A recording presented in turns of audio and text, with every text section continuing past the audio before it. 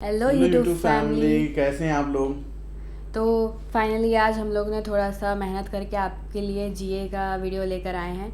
अब पता नहीं कैसा होगा, वो आप लोग कमेंट करके बताएंगे कि कैसी हम लोग की कोशिश अच्छी है या इसमें जो भी कमी है वो आप कमेंट करके बताइएगा। फ़िलहाल अभी आप लोग का ज़्यादा टाइम वेस्ट नहीं करते हैं और चलते हैं जीए की तरफ। नहीं, और इसमें एक मतलब पहला ये वीडियो है हमारा, तो इसमें कुछ कमियां भी हो सकती हैं, तो इसको हम लोग सुधार करने की कोशिश कर रहे हैं और आई होप कि अगली वीडियो में और अच्छे से प्रेजेंट करेंगे।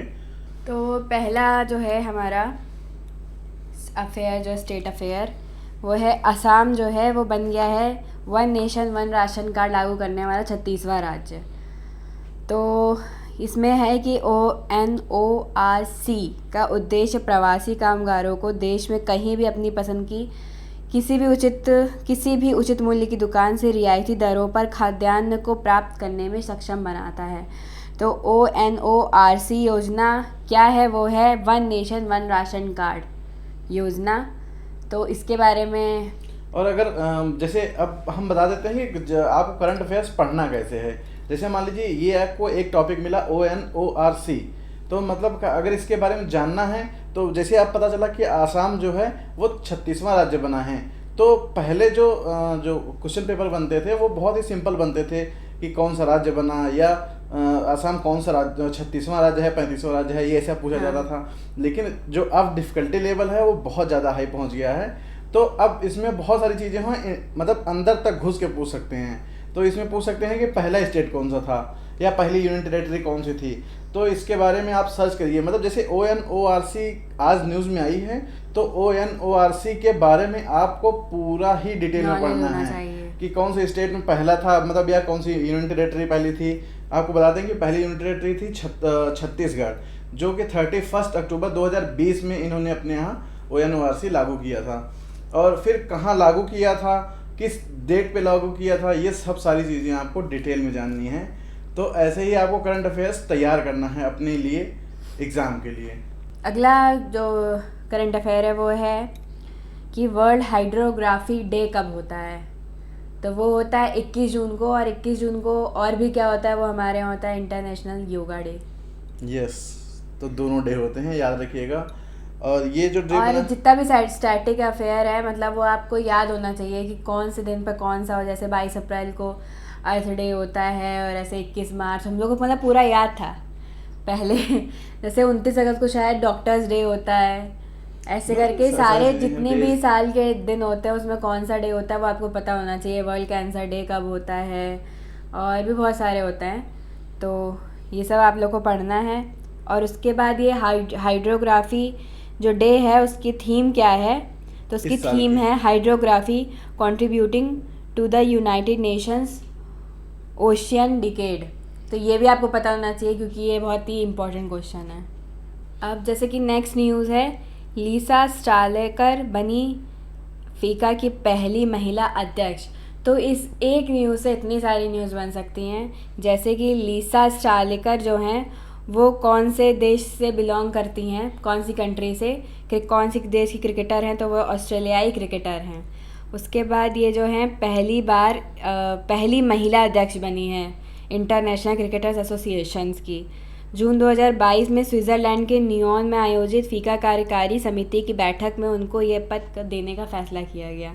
तो ये बैठक कहाँ हुई, तो ये भी आपको पता होना चाहिए। तो है स्विट्ज़रलैंड के नियोन में। अब बात करते हैं अगली न्यूज़ की, तो वो है डे के रूप में जो 21 जून को मनाया जाता है, वर्ल्ड म्यूजिक डे। तो अब बात करते हैं इसको पहली बार कब मनाया गया था। तो इसको पहली बार मनाया गया था 1982 में फ्रांस में। और जो ये विश्व संगीत दिवस है, इस 2022 की जो थीम है वो है म्यूजिक ऑन द इंटरसेक्शंस। तो ये बहुत ज़रूरी चीज़ होती है कि थीम जो है ना एग्ज़ाम में बहुत पूछी जाती है बहुत बार कि इस साल 2022 का थीम क्या है। कभी कभी ये भी हो जाता है कि ये थीम है किस चीज़ की, हाँ, ये थीम भी ले ली आपको जाती है, पता होना हाँ। चाहिए। तो वो तो आपको पता चल जाएगा मे भी, लेकिन जो थीम पूछ ली जाएगी तब आपको बहुत कन्फ्यूजन हो जाएगी, क्योंकि जो चारों ऑप्शंस होंगे एक जैसे ही होंगे लगभग। और जो ये वर्ल्ड म्यूजिक डे है, इसको जो इंटरनेशनल मान्यता जो मिली थी वो 1997 में बुडापेस्ट में एक चार्टर पर हस्ताक्षर के जरिए इस दिवस को अंतर्राष्ट्रीय स्तर पर मान्यता दी गई थी। अब चलते हैं अगली न्यूज़ के बारे में, जो है कि PM योगा अवार्ड के बारे में, जो कि हर साल दी जाती है।